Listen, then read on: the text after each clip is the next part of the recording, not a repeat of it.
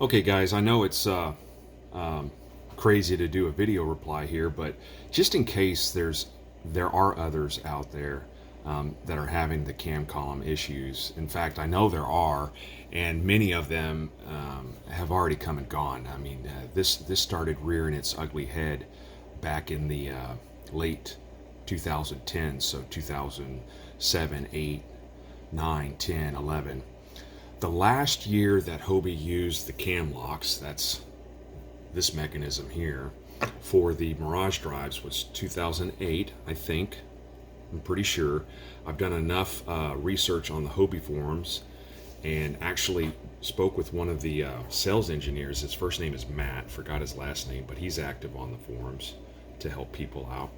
And I believe Hobie's a great company. I mean, they really do stand by their product, and they do make great products. Yes, they are pricey. Everyone knows that. They're good products, though. But 2009, they came out with a click and go. And the reason why they upgraded is a lot of people were experiencing problems with leaking and weakness in this area. Specifically, this thing called a cam column, that's extruded hollow piece of polyethylene inside the hull. It would crack under stress when people would pedal.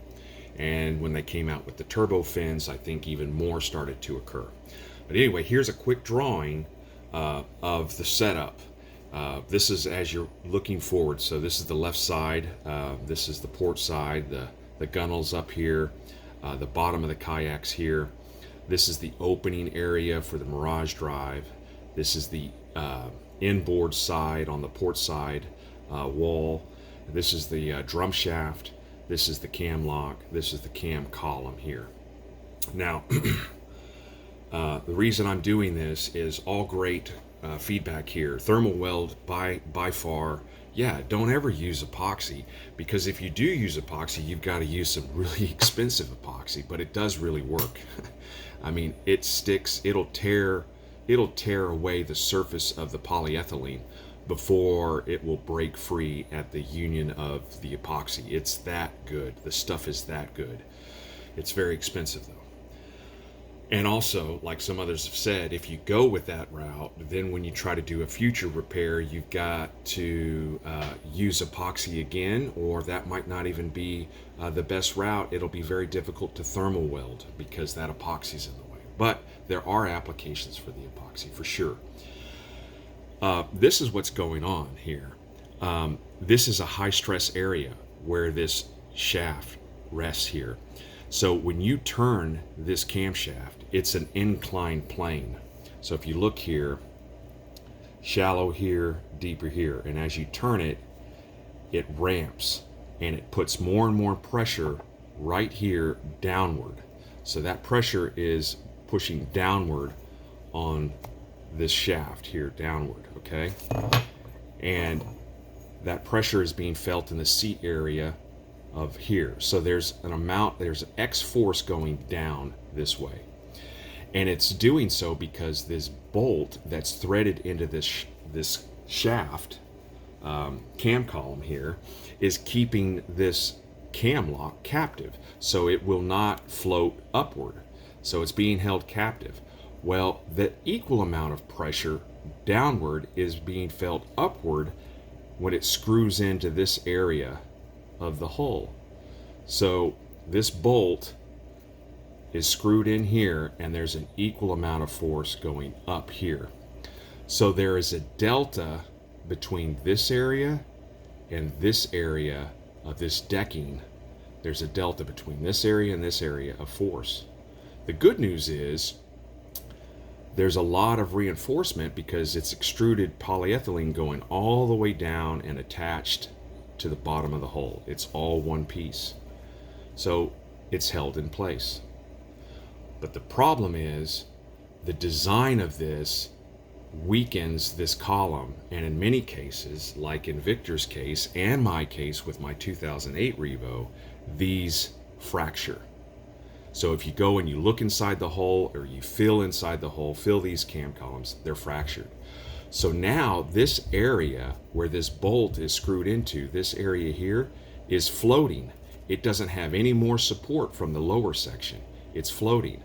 So now this delta this decking area here flexes up more, and it flexes up more enough to cause fractures. So I believe, in my experience, because I have experienced it firsthand, if you go in thermal weld, which I have, with stainless steel mesh backing it up, all that good stuff, it'll still crack because there's so much stress here. It's a simple machine. It's an inclined plane. It's what the principle of a bolt operates off of. And it's the principle for your mini car jacks, right? Think about it. It's lifting a several ton car. I mean, everyone knows that. They went through basic science, you know. There's just a lot of stress. I feel if you're repairing a crack in polyethylene in a static location, like in the hull or something like that, where water flows over, there's not a lot of stress. Absolutely, it's great. But with some of the the Pro Anglers with the Vantage seat, there's some issues with some areas that fracture because some heavy dudes sit on it and it's a weak area. And you go and you try to thermal weld it, you'll repair it for a while, but it's likely to come back even faster because it's nowhere near the original strength of pure polyethylene. There's still a slight amount of fracture somewhere within that repair. There has to be. So, in order to fix this, Victor or anyone else would have to fix the cam columns, and that's quite a procedure. Look it up on the Hobie forums. Okay? I did it, and it lasted a year until finally, I think some high-stress current situations further degraded the repair without me knowing, really, and then tightening this cam column over and over and over again, I started seeing fractures here. Then I started seeing water in the hole, more than I liked. Then I started inspecting and I started seeing cracks here. Then I started repairing with the thermal iron, the hot iron. Then that would last 3 months. Then it would come back, repair. Then it would last 2 months. Then it would come back. I'd repair. Then it would come back, last only a month. It just progressively got worse, progressively got into a situation, this whole area started to look really bad, started to affect the performance of the way this shaft set, to the point now where I said, I got to find some other way to do this or I need to scrap the whole kayak. So I went with the Lightning Click and Go. I did heavily modify those Click and Goes, and now it's permanently set in there with Loctite 3035, a chunk of teak, and it's rock solid. It's really bomb-proof, and there's absolutely zero leakage now, not a single drop. So that's the problem here, is there's a high amount of stress. There's a delta going down and upward right in this area. You're gonna get cracks, especially if your column is cracked. So just wanted to share that. Another thing here, and I'll take this camera off here. I highly recommend buying a good iron. This 5210 Polyvance iron from Amazon, I think, is $75. The one from Harbor Freight I used for a little while, but the tip would start to bend. As I would put pressure on the tip would actually deform. So, and it doesn't even get as hot as this iron. I mean, this is a really nice iron. Highly recommend it. They also, though, sell tips that you could screw in here that has the rod attachment, so you could feed the rod through. So if you're doing a lot of plastic repairs, these guys, Polyvance, specialize in plastic repair, like in the automotive industry, bumpers, door panels, and all that. This kit does come with the fiber plastic, fiber flex plastic, this stuff, but this stuff does not stick to PE. That's another thing they say in the instructions.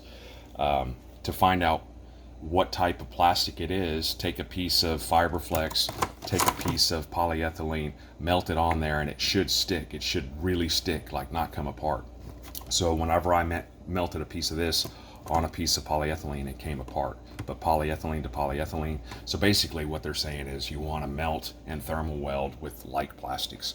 But anyway, that's what's going on. I wanted to do a quick video. I know it's a long video, though. It's almost 10 minutes. Sorry for the long explanation.